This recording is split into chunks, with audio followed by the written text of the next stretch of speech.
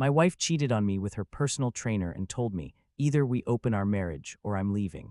So I called the locksmith and changed the locks. She came back begging, but I didn't listen. I'm 31 years old. I started as a commercial real estate agent right out of college. Most people think real estate is easy money, but I busted my ass making cold calls from 7 a.m. to 9 p.m. every day, knocking on doors on weekends until my knuckles were raw, basically living out of my car, driving clients to see properties. I made about $47,000 my first year, which was terrible considering I was working 80-hour weeks, but I kept at it because I knew the potential was there. That first year was brutal. I remember eating ramen noodles for dinner most nights because I spent every penny on gas and professional clothes. My college friends were landing cushy corporate jobs with steady salaries while I was getting hung up on by strangers and having doors slamming in my face. My parents kept asking when I was going to get a real job and stop playing around with this sales thing, but I had this vision of building something bigger than a regular corporate desk job. My daily routine was insane. I'd wake up at 5:30 a.m., hit the gym for 45 minutes, shower, put on my cheap suit, and start making calls at 7 a.m. sharp. I had a tiny office I rented for $300 a month, basically a glorified closet with a desk and a phone. I made 200 calls a day. Maybe 10 people would actually talk to me, and if I was lucky, I'd book 2 or 3 appointments. Most of those appointments got canceled or turned out to be a waste of time, but every once in a while, I'd land a real lead. The rejection was constant and soul-crushing. We're not interested. Take us off your list. Don't call here again. Sometimes people just hung up as soon as they heard it was a sales call. I remember one particularly bad week where I made 1,000 calls and didn't get a single appointment. I was ready to quit and go work for my dad's construction company, but something kept me going. The second year was better. I made about $73,000 and started to get the hang of the business. The third year, I broke 6 figures for the first time and felt like I was finally getting somewhere. By the 5th year, I had enough savings and industry connections to take the biggest risk of my life, opening my own brokerage with my college friend, Jack and Jonas. We met our freshman year of college when we were randomly assigned as dorm roommates. He was studying business while I was studying economics, but we clicked instantly over our shared love for basketball and terrible action movies. He's one of those people who can make friends with anyone within 5 minutes of meeting them, the complete opposite of my more analytical, introverted personality. While I was good at the technical side of real estate, market analysis, property valuations, contract negotiations, understanding zoning laws and building codes, Jack was a natural at networking and bringing in clients. He could walk into a room full of strangers and walk out with 5 new business cards and 3 potential deals. It was a perfect partnership. We started with just the 2 of us in a 200-square-foot office above a sandwich shop in a strip mall. I'm talking about a space so small that when one of us stood up from our desk, the other had to scoot their chair in. We had 2 beat-up desks from Craigslist, a shared printer that jammed every other day, and a coffee maker that made coffee tasting like motor oil. But we had big dreams, and we were hungry. We specialized in commercial properties, office buildings, retail spaces, industrial complexes, warehouses. The commissions are absolutely massive if you land the deals, but the competition is fierce and the sales cycles are long. We're talking deals that take 6 to 18 months to close, with buyers who want to see every detail, every financial statement, every inspection report.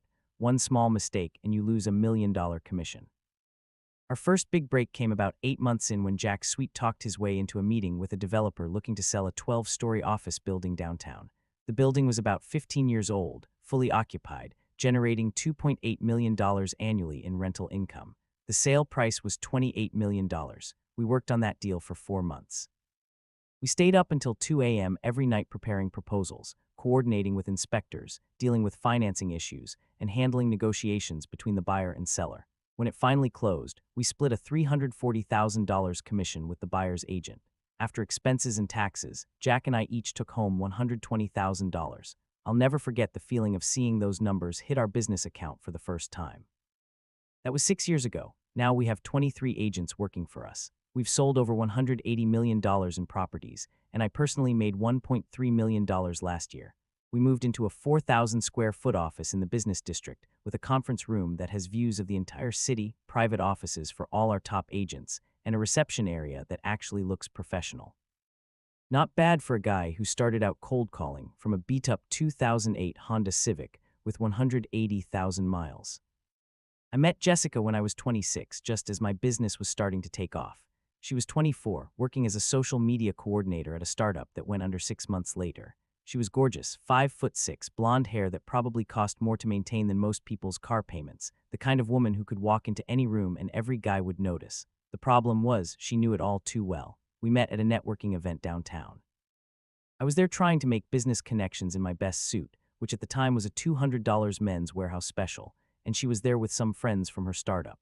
She wore a black dress that probably cost more than I made in a week back then and had a confidence that was magnetic. We started talking, and she seemed genuinely interested in my work. She asked smart questions about the real estate market and seemed impressed that I was building my own business.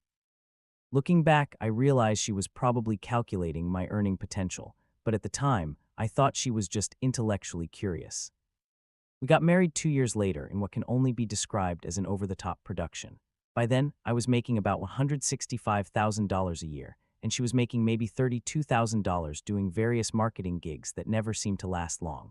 Companies hired her for her looks and social media skills, but she'd get bored or clash with management and leave every 6 to 8 months. I paid for the entire wedding, $38,000 for what was basically a massive party with 150 guests, an open bar that lasted until 2 a.m., a live band that cost more than my first car, and enough flowers to fill a greenhouse. Jessica handled all the planning and went all out. She spent months researching venues, sampling cakes, trying on dresses that cost more than most people's monthly rent.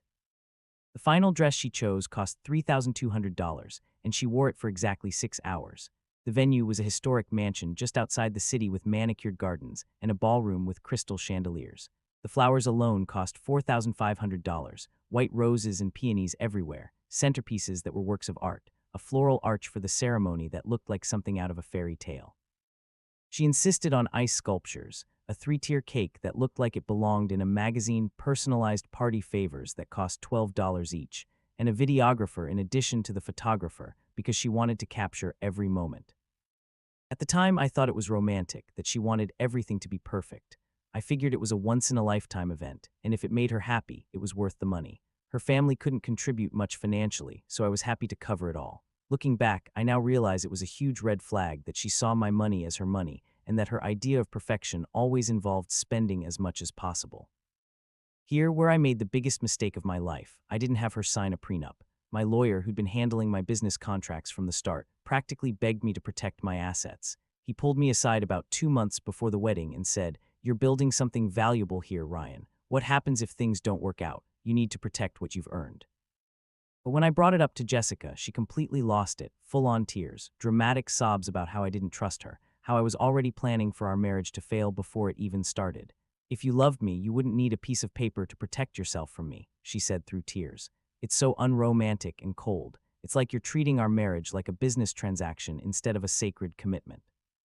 She made me feel like asking for a prenup was basically accusing her of being a gold digger who was only marrying me for money.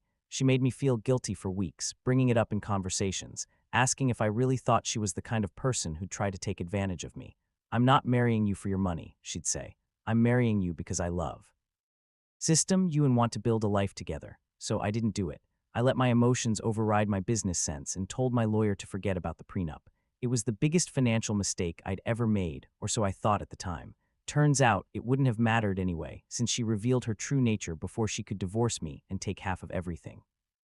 The first few years were actually pretty good. We bought a house in the suburbs for $420,000. I put down 25%. I bought her a decent car, a used but nice BMW 3 Series, which cost $38,000.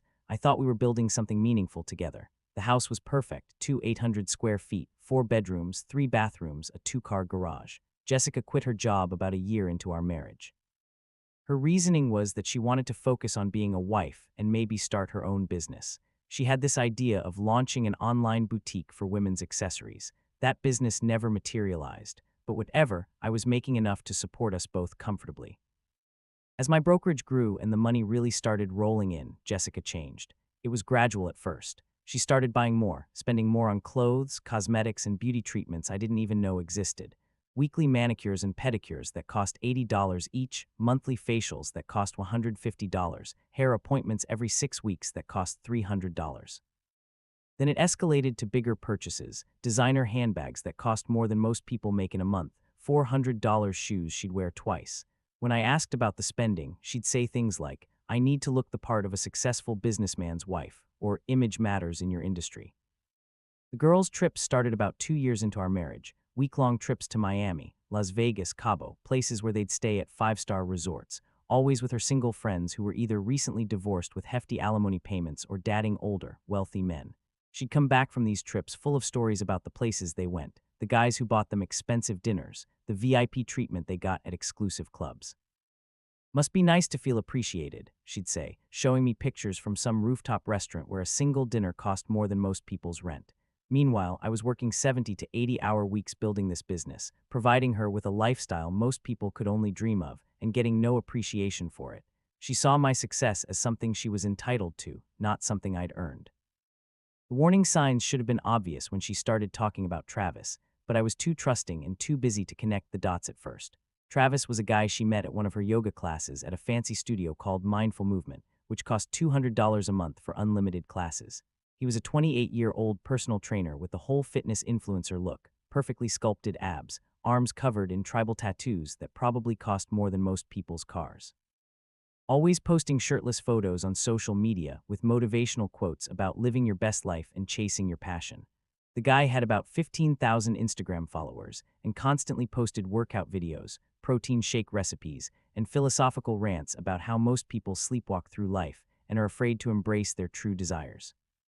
His bio said he was a life transformation coach and spiritual wellness guide, in addition to being a personal trainer, a classic narcissist with a savior complex.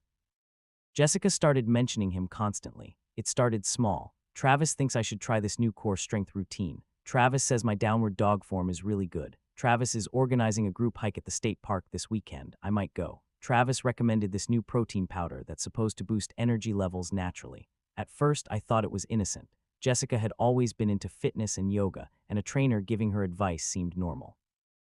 I was actually glad she was taking her health more seriously and finding something she was passionate about. But then the conversations got more personal and more frequent. She'd tell me about Travis's life philosophy, his opinions on relationships, his theories on what makes people truly happy.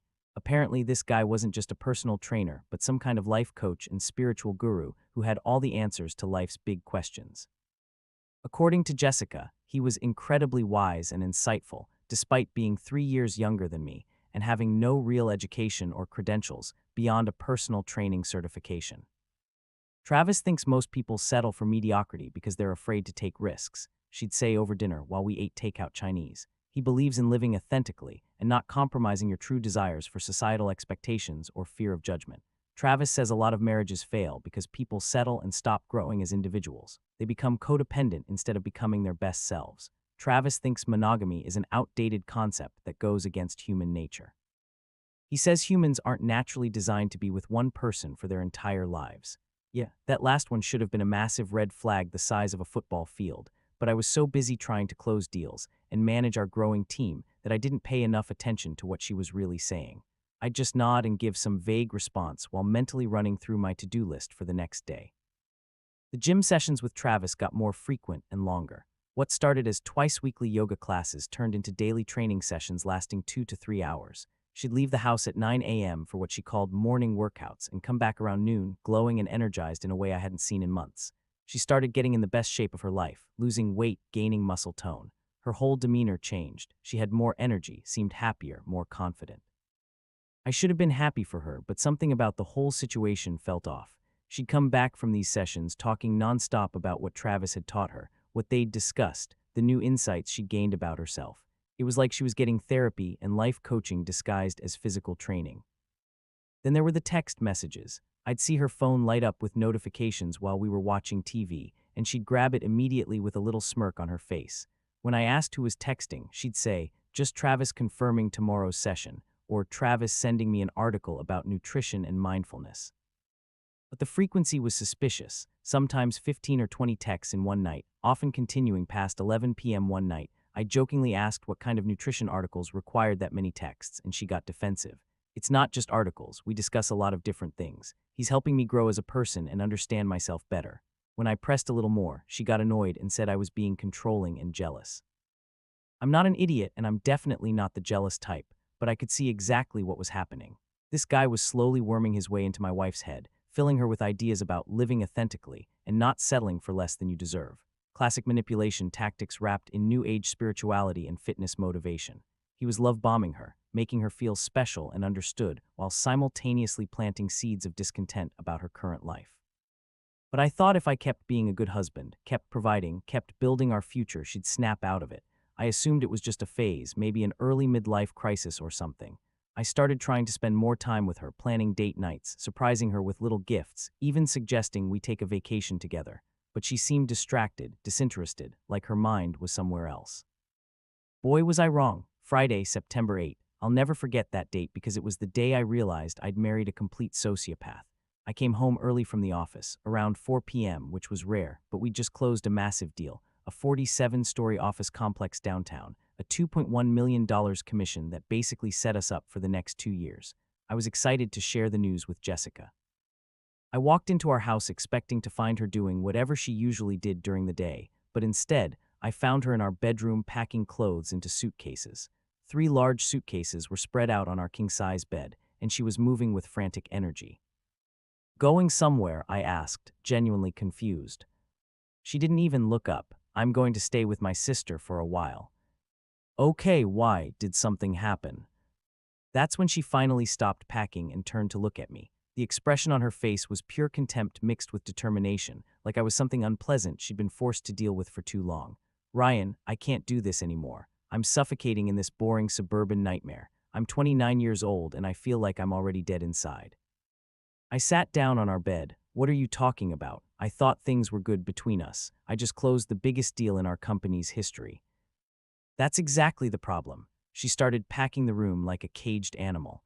"All you care to know about is work, money, and building some boring future where we grow old in this house, doing the same predictable things every day until we die. I'm building this for us, for our future together.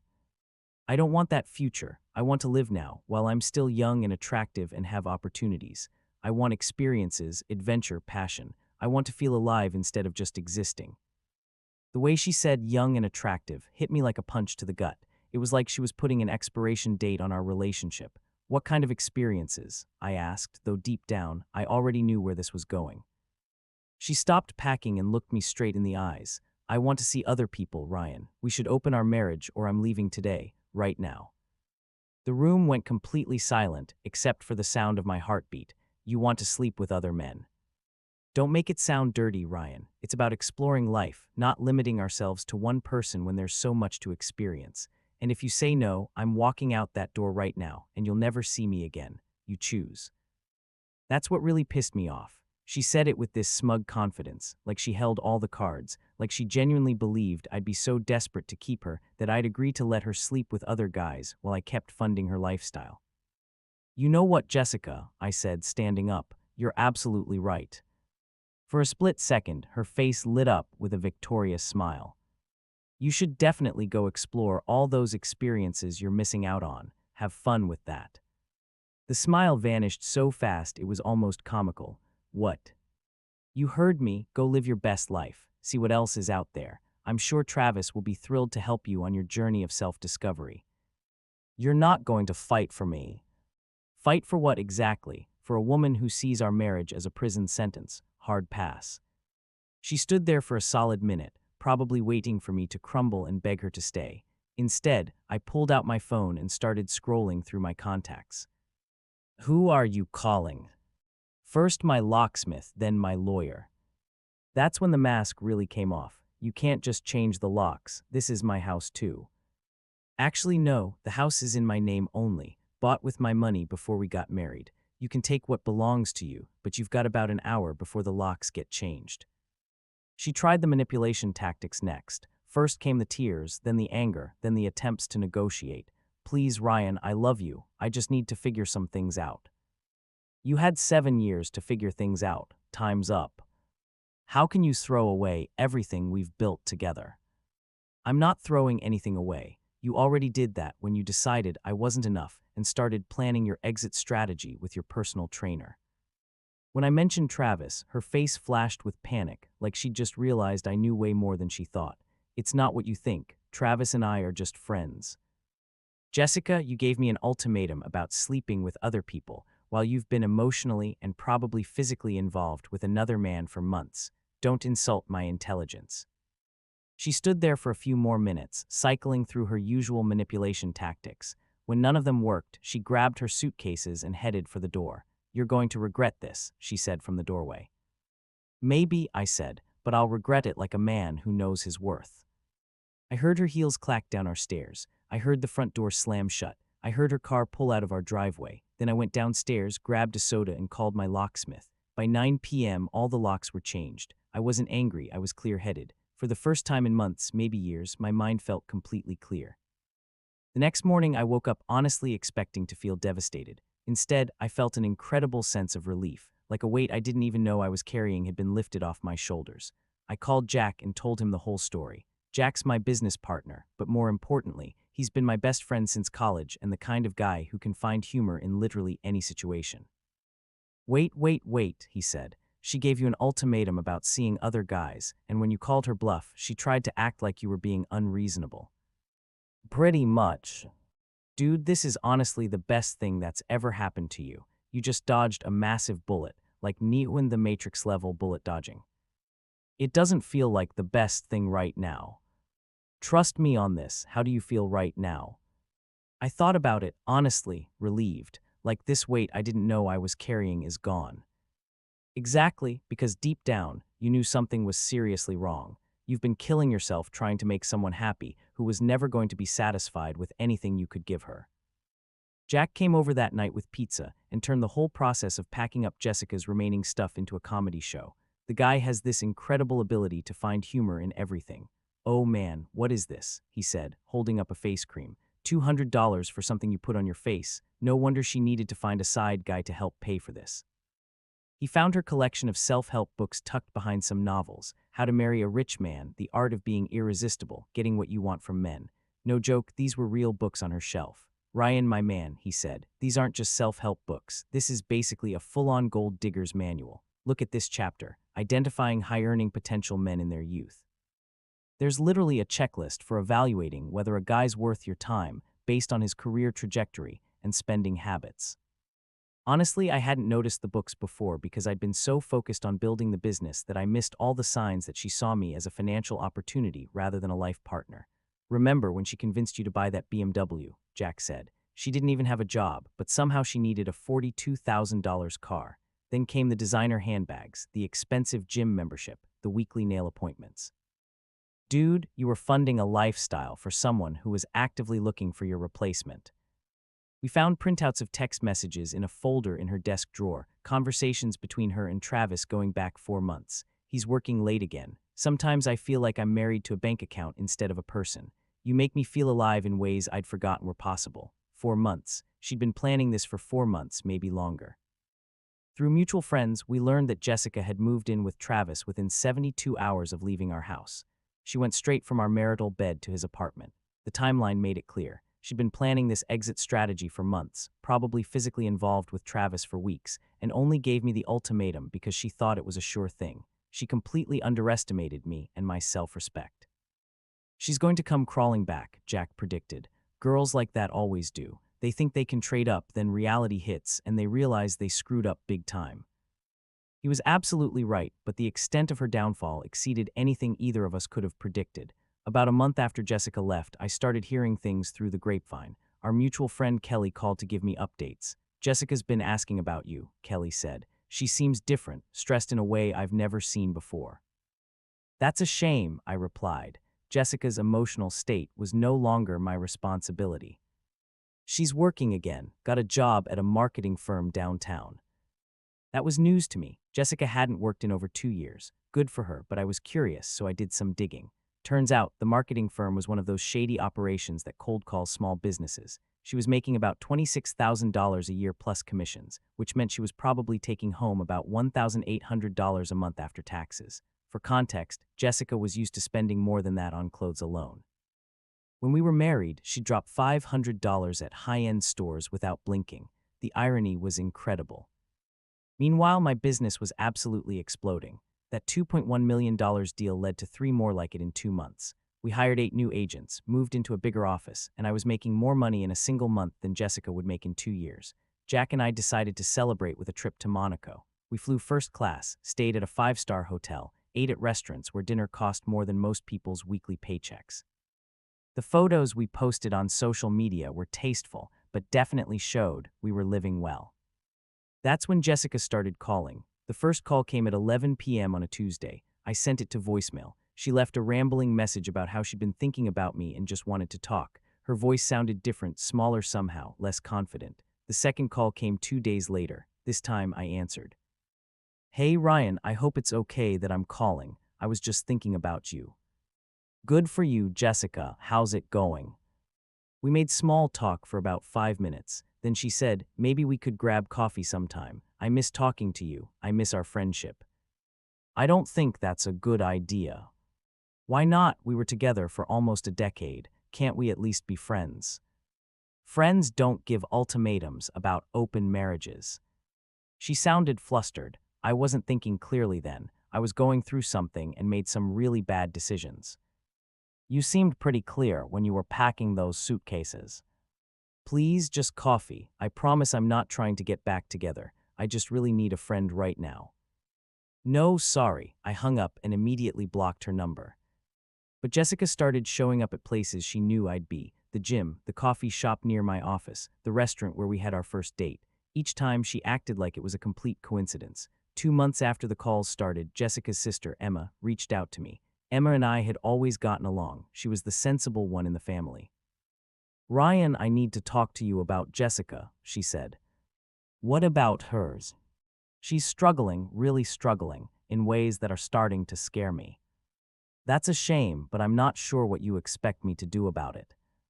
"She's falling apart completely. She lost her job 3 weeks ago. Travis kicked her out of his apartment, and she's been sleeping on my couch ever since. She cries constantly, doesn't eat, and is obsessed with getting you back." This was interesting news. Travis kicked her out. Apparently, he didn't take their relationship as seriously as she thought. He wanted someone to have fun with, not someone with emotional baggage and financial problems. When she lost her job and couldn't contribute to his rent anymore, he basically told her she needed to find somewhere else to live. "That's rough for her, but it's not my problem." "Ryan, she made a huge mistake. She knows that now. She wants to fix things with you." Emma looked me in the eyes and said, "She'd rather sleep with other guys than stay married to me. There's no coming back from that level of disrespect." Emma kept calling over the next few weeks with more details about Jessica's downward spiral. She lost her job because she kept calling in sick and crying at work. Now she was working part-time at a clothing store in the mall, making barely above minimum wage. "She's lost 20 pounds, Ryan. She looks terrible. She barely eats, doesn't sleep, and all she talks about is how much she regrets leaving you." Sounds like she's learning about consequences the hard way. "This is cruel, even for you." "What's cruel is expecting me to rescue someone from the consequences of their own choices." The most interesting information came from Jack, who'd been keeping tabs on Jessica through his network. "Dude, you're not going to believe this," he said. "Jessica's been telling people you forced her to leave, that you were controlling and financially abusive." "That's completely insane." "Yeah, apparently she's saying you made her quit her job, isolated her from her friends, and when she tried to leave, you stole all her money and kicked her out with nothing." "She quit her job on her own. I never isolated her from anyone, and I didn't steal anything. I just stopped funding her lifestyle after she left me for another guy." It gets better. She's been posting on social media about financial abuse and narcissistic partners, except people who know you both aren't buying it.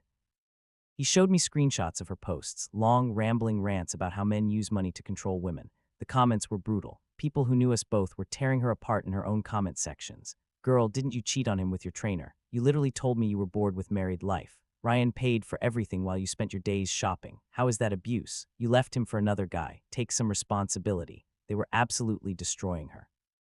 6 months after Jessica left, my company was acquired by a major real estate corporation for $43 million. After taxes and paying off investors, I personally walked away with about $21 million. Jack and I decided to celebrate with a party. We rented out the penthouse of the nicest hotel in the city, hired the best catering company, and invited every major player in our industry. This is where the universe's sense of humor really shone through. The catering company we hired was the same one Jessica had started working for after losing her retail job. Jack found out about it a week before the party. "Your ex-wife is probably going to be serving food at your millionaire celebration party," he said, laughing so hard he could barely breathe. The night of the party, I wore my best tailored suit and felt on top of the world. The penthouse was packed with successful people celebrating our achievement. About an hour in, I saw Jessica behind the food station, arranging appetizers and trying to blend in. She lost even more weight and looked exhausted, but she was smiling professionally at the guests. Around 10 p.m., she approached me during a quiet moment. "Congratulations," she said quietly. "I heard about the acquisition. Thanks, 21 million. That's life-changing money." "It is. We could have had an amazing life together." "We did have an amazing life together. You threw it away." I know I did, and I've paid for it every day since. Ryan, I'm literally begging you, give me another chance." "Why would I do that?" "Because I've learned my lesson. I know what I lost. I know what really matters now." "What really matters?" "You, us, the life we built together." "You mean the money I earned while you complained about being bored?" "That's not fair." "What's not fair is spending 7 years supporting someone who saw it as oppression." This is where I could have been the bigger person, but honestly, she'd made her choice when she decided our marriage was worth less than an affair with a personal trainer. "Jessica, you gave me an ultimatum because you thought I was too weak to choose the hard option. You were wrong." "Please, I have nothing left." "You have exactly what you chose when you decided I wasn't enough." I called over Jack, who'd been watching with barely contained glee. "Jack, meet my ex-wife, Jessica." "Jessica, this is Jack, my business partner and the guy who's been helping me celebrate not being married to you." As we walked away, I heard her whisper, "Please," one more time, but I didn't look back. The party went on until 2 a.m., and I gave a speech thanking everyone who helped make our success possible. Meanwhile, Jessica spent the night cleaning up after the celebration of everything she'd thrown away. The last I heard, Jessica was working at a restaurant in the suburbs, living paycheck to paycheck, and still single. Emma stopped calling with updates after I made it clear I didn't care how she was doing.